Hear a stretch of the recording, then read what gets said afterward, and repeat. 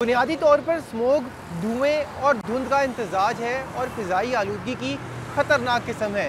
गालबन 2017 से लाहौर के लोग स्मोग जैसे मौसमियाती हालात का सामना कर रहे हैं।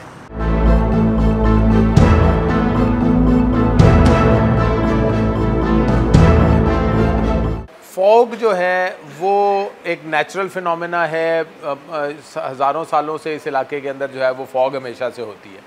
उस फॉग के अंदर जो फॉग के जो पार्टिकल्स हैं उनमें जब स्मोक पैदा हो जाता है, स्मोक मिल जाता है, तो वो जब तक एक सर्टन लेवल तक रहता है तो वो स्मॉग में कन्वर्ट नहीं होता।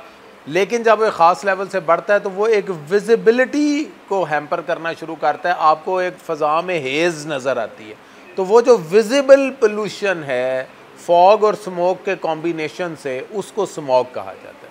और जहाँ तक आपने बात की कि ये इसके इफ़ेक्ट्स क्या हैं, इसके बहुत ज़्यादा इफ़ेक्ट्स हैं। ये आंखों में इरिटेशन करता है, ये स्किन को इरिटेशन के स्किन की डिजीज़ कर सकता है। यही गंदी आवाज़ जब हम सांस लेते हैं तो फेफड़ों के अंदर जाती है, ये फेफड़ों में डिपॉजिट हो जाते हैं। ये सारे के सारे जो पार्टिकल्स हैं ये बिलेटेड स्टेज के ऊपर जो है ये लंग कैंसर का बाइस बन सकते हैं। ये जब ब्लड के अंदर ये जाते हैं तो ये किडनी के फंक्शन को अफेक्ट करते हैं, लिवर के फंक्शन को अफेक्ट करते हैं।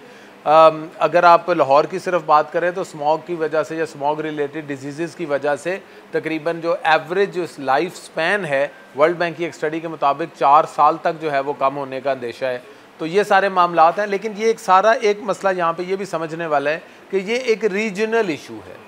स्मॉग सिर्फ पाकिस्तान का या लाहौर का मसला नहीं, बल्कि ये सारे ममालिक जो इंडो गंजेटिक प्लेन के ऊपर या हिमालयन फुट हिल्स के ऊपर हैं, जिनके अंदर इंडिया, पाकिस्तान, बांग्लादेश, नेपाल, भूटान, इवन अफ़गानिस्तान, ये सारे जो ममालिक हैं ये सारे स्मॉग की लपेट में रहते हैं सर्दियों में। और इन तमाम ममालिक को मिलकर अपनी कोशिशें करनी चाहिए। स्मोग में PM 2.5 जैसे ज़रात पाए जाते हैं। PM 2.5 इतने बारीक ज़रे हैं कि इंसानी आंख इनको देख नहीं सकती, अलबत्ता ये इंसानी जिस्म के लिए इंतहाई मुज़र हैं। PM 2.5 सांस के ज़रिए इंसानी जिस्म में दाखिल होकर खून में शामिल होने की सलाहियत रखता है।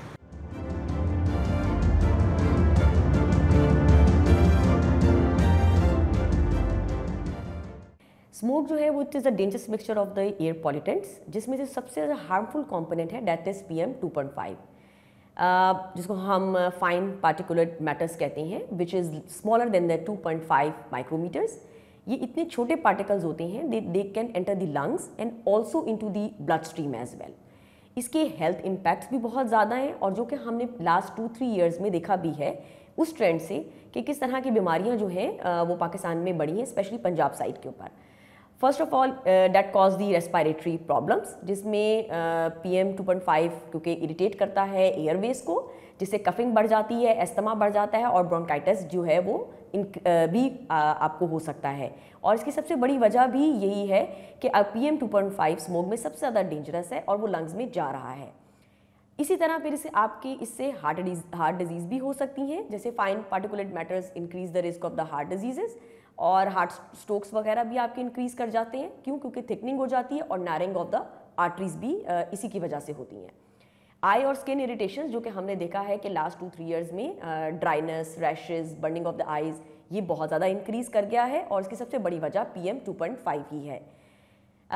लंग इन्फेक्शंस और फंक्शंस भी आपके जो है इन्फेक्शंस भी और फंक्शंस भी ये दोनों ही मुतासिर होते हैं, because it permanently affects the growth of the lungs, specially in the children and also in the adultly as well. Cancer risk long term exposure, जो कि जाहिर सी बात है अब हमें लास्ट 4-5 ईयर्स से Pakistan is facing this issue of the smoke which has not been subsidised completely. ये lung cancer और प्रीमेच्योर डेथ्स के ऊपर भी कॉज करता है। इसके अलावा आपकी इम्यूनिटी भी बहुत ज़्यादा वीक कर देता है और छोटे छोटे और दूसरे किस्म के इन्फेक्शंस जो हैं वो भी हो सकते हैं। एज़ वी ऑल नो कि अभी स्मोक सीज़न जो है वो अपनी पीक पे आना शुरू हो गया है और जो हमारे पीक आवर्स हैं स्मोक के, जैसे मैं पता है कि अर्ली मॉर्निंग या इवनिंग टाइम पे जो है वो स्मोक के पार्टिकल्स काफ़ी ज़्यादा हैं और स्मोक आजकल चूँकि थोड़ी सी डेंस होती जा रही है, तो इट्स वेरी इंपॉर्टेंट कि आप जैसे जो मीडिया पर्सन हैं वो ऐसी कैंपेन्स का हिस्सा बने जिसमें लोगों के लिए अवेयरनेस हो, जिसमें लोगों को प्रिकॉशनरी मेजर्स के बारे में हम थोड़ा सा आगाह करें कि भाई उन्होंने स्मोक से किस तरह बचना है, उन्होंने किस तरह अपने वो एज ग्रुप, अब जिस तरह उसमें हमारे छोटे बच्चे आ जाते हैं, जो एजड जो एल्डर लोग हैं वो आ जाते हैं, क्योंकि उनको और मसाइल भी साथ होते हैं, उनकी इम्यूनिटी इतनी स्ट्रॉन्ग नहीं होती, तो स्मोक उनको ज़्यादा अफेक्ट कर सकती है। ठीक है जी। एक तो उसमें इम्पॉर्टेंट ये है कि जो स्मोक के पीक आवर्स हैं, उन पीक आवर्स में हमें हद्दुल इम्कान कोशिश करनी चाहिए कि हम जो है वो उन पीक आवर्स में आउटडोर एक्टिविटीज़ ना करें। अगर कोई बहुत मजबूरी है तो प्रॉपर मास्क यूज़ करके, प्रॉपर प्रिकॉशनरी मेजर्स लेके, अगर कोई पेशेंट है जिसको नाउन एलर्जीज़ हैं या कोई एस्थमेटिक पेशेंट्स हैं तो उनके लिए ये लाइफ थ्रेटनिंग भी हो सकता है। बिकॉज़ स्मोक का जो 2.5 PM जो स्मोक का पार्टिकल है उसके अंदर ये हसासियत है कि वो इंसानी जिस्म को बड़ी बुरी तरह असरअंदाज हो सकता है। तो उसके लिए इम्पॉर्टेंट ये है कि हम उसके लिए प्रिकॉशनरी मेजर्स ही लें। अगर तो कोई स्मोक अफेक्टेड हो गया है तो उसके लिए फिर ये है कि एक तो सबसे पहले जो उसकी प्रिकॉशन है कि आपने मास्क यूज़ करना है प्रॉपर। दूसरा ये कि आपने पीक आवर्स में अवॉइड करना है कि आप आउटडोर एक्टिविटीज़ अपनी कम से कम रखें। तीसरा, अगर कोई इफेक्ट हो गया है, किसी को ऐसे सिम्टम्स आना शुरू हो गए हैं जैसे फ्लू है, सांस का जो है वो मुश्किल हो सकती है, दूसरे मसाइल हो सकते हैं, तो उसमें स्टीम का इस्तेमाल किया जा सकता है। अगर तो मसाइल इतने ज़्यादा नहीं है, अगर तो अभी माइल्ड लेवल की उसको जो है वो इश्यूज़ आ रहे हैं। अगर उससे ज़्यादा मसले हैं तो फिर उसको डॉक्टर को कंसल्ट ज़रूर करना चाहिए और अपनी फैमिलीज़ के लिए और अपने जो एजेड लोग हैं उनके लिए ज़रूर इस चीज़ को लें और आप प्रिकॉशनरी मेजर्स पूरी फॉलो करें ताकि हम एक हेल्दी इन्वायरमेंट और एक हेल्दी मुआशरा उसको जो है वो कर सकें।